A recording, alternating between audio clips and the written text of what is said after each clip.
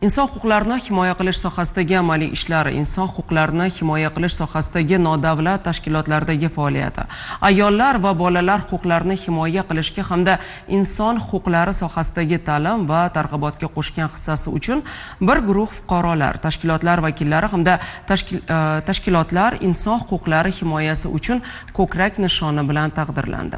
Hamkasbimiz Dilfuza Esonova taqdirlash jarayonidan xabar qiladi. Inson huquqlari umumjahon deklaratsiyasi 20-asr tarixidagi eng fojiali davr. Ikkinchi jahon urushi tugagandan so'ng Birlashgan Millatlar Tashkiloti va xalqaro huquqqa asoslangan yangi dunyo tartiboti shakllanishi arafasida ishlab chiqilgan. 1950-yil Birlashgan Millatlar Tashkiloti Bosh Assambleyasi qarori bilan 10-dekabrni Xalqaro inson huquqlari kuni deb e'lon qildi. Ushbu deklaratsiya mustaqil O'zbekiston Respublikasi imzolagan birinchi xalqaro hujjatdir.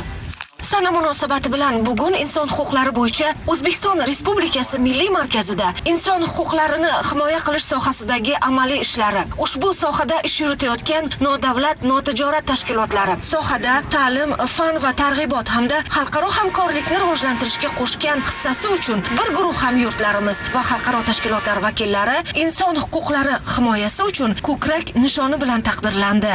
Menga mualliflik huquqini himoyasiga qo'shgan hissasi, umuman intellektual mulk huquqiy targ'iboti yo'nalishida berilgan ko'krak nishoni, o'ylaymanki, butun huquqshunoslar, jumladan intellektual mulk sohasida faoliyat olib borayotgan mutaxassislarga berilgan ko'krak nishoni va ishonch hisoblanadi. Kamtarona mehnatimizga berilgan bu ko'krak nishoni o'ylaymizki, bizni oldimizga katta mas'uliyat va vazifalarni qo'yadi.